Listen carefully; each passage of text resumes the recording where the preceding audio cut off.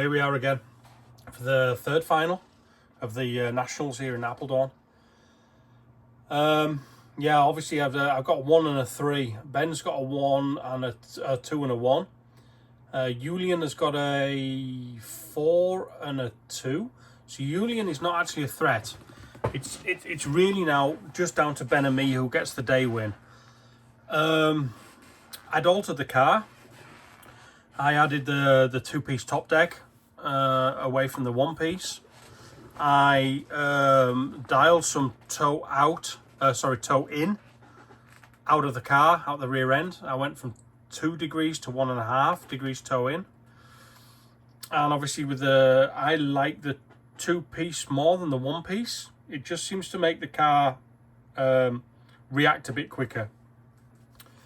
So it was literally, I thought with this fan I'm just going to go balls deep, you know. Slightly changed the additive time, and I added the additive was I did it twice. We'd been warming at like 70 degrees all day, but the temperature now, it was getting quite late in the day, and the temperature had dropped again. You can see it here. It was starting to get a little bit misty, cold.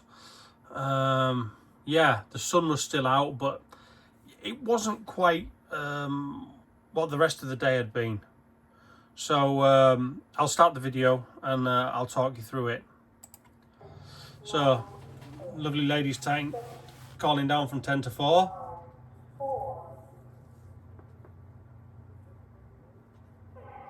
Again, nice cleaning away. A little bit wide again. Didn't break this time. Get a little bit of break on Ben through the fast sweepers there. Down through here, nice and clean. And just trying to keep it clean. Just tight to the curb as I can. Obviously without rolling it. Down through here. Yeah, the car was just, again, a bit of curbing there. First lap out of the board, 19.7. 0.6 of a gap on Ben. So that was like, yeah, that was great for me. Julian still stuck behind Peter. Winston. I think Yates had rolled it on the first lap. You know, I think I'm going to call him the roly-poly or something, because he just seemed to like the curbs this weekend. So I'm pulling away again, 0.6. Just pushing away. I think that was Peter rolled it then. Yeah, Peter rolled it. Let Julian go. So now, like almost 0.8. Julian's 1.6 behind me. So yeah, that's good news for me. You know, I'm pushing the gap a little bit further away. Again, just keep it clean, get it through the corners. 19.1 again. Now it's 0.7. It's hanging around there. But, I could see Ben wasn't really getting much closer. Again, Julian wasn't also getting much closer. So I thought, right, just keep it clean, no silly mistakes. Don't roll it on any of the curbing. Again, matching lap for lap, 19.8s, 19.7s. Julian just set his fastest, the fastest lap of the race so far. So again, there's nothing between us. You know, if you can get away cleanly and you can just knock some laps in and keep it consistent, there's just nothing between us. It's down to 0.6 now. I didn't feel that much pressure. I knew if I'd win this, if I could keep this like this, I'd got the day prize. You see Ben's pushing hard as well. But, I've got it up to almost a second now. And so Julian's closing on Ben. So Julian's probably about, you can see he's a lot quicker than Ben now. He's closed the gap right down. So I think Ben's starting to think about now starting to drive a little bit defensive. Yeah, 1.2 to me, so it's half second to Ben. And yeah, just try and keep it constant, try and keep knocking the laps out. You know, that Ben and Julian are are closer together than me, so it's not right. Let's see if we can keep going. Down about a second again. Julian's dropped back a little bit from Ben. We're a little bit wide there. Nice around that corner. Ben rolls it here. Ding dong. So I'm like, yep, no, nice. That's Ben out of the way. I've got a fairly good lead. The only thing I'm concerned about is Julian. Obviously, Julian wants to win one. He's not going for the day win. He can't win the day, but he can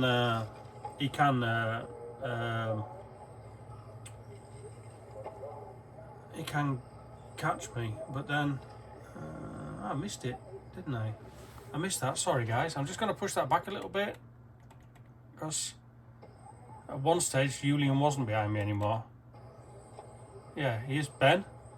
Yeah, okay, this is where Ben rolls it. Okay, sorry. Yeah, Ben rolls it here. Julian gets past. Ben can carry on, luckily. Obviously, yeah, now I've started to think about, let's get some quick laps here before Julian catches me. Coming down here, yeah. Missed it. Julian rolled it. Where did Julian roll then? So we missed it again. We didn't see it again. Well, anyway, Julian had rolled it onto the curbing and let Ben past. So I had like a 3-second gap now. Back markers between us, that sort of thing. So I'm like, yeah, right, here we go. It was a fairly slow lap from me, 20-0. So it was like, right, let's just bring it home. Kiss the curb. Whoops. Yeah, just try not to do anything silly, you know. Got a little bit of time in hand. Yeah, Ben's closed it down to 2.4. Didn't seem like Ben was getting much closer.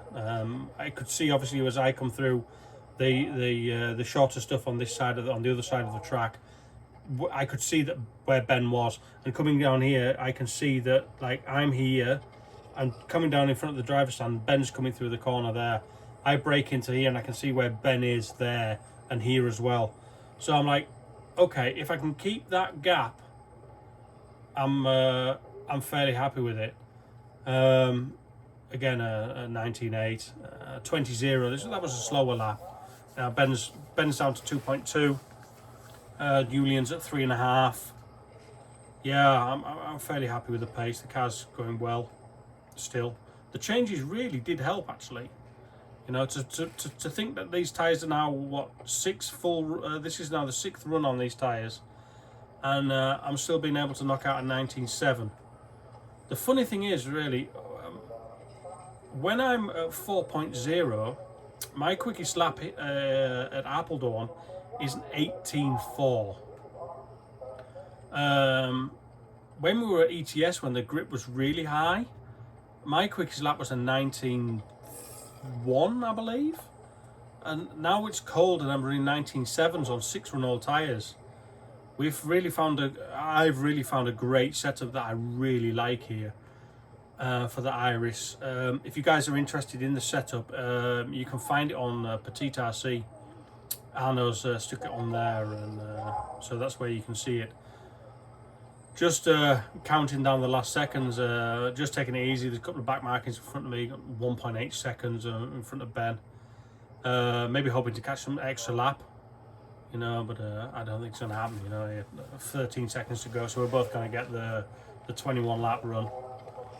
I've got through one back marker. The next one's in front of me. I'm not going to catch him.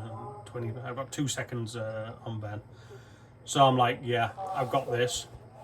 And there we go, won it. Took the day prize home with me. Absolutely ecstatic, unbelievable. This, with the laps, like I've said earlier, the laps that I've run with this would have put me second overall. Obviously, in a final, it's a little bit different than with what can happen, you know. Obviously here, racing against Ben and Julian, I wasn't racing against Peter, Martijn, and a Robert. But yeah, obviously things can happen in the races, but with the races that we run here, with the times I run here, you know, me and Ben would have been probably second and third, or second and fourth, fifth maybe, depending on the other guys. But yeah, we had a great day.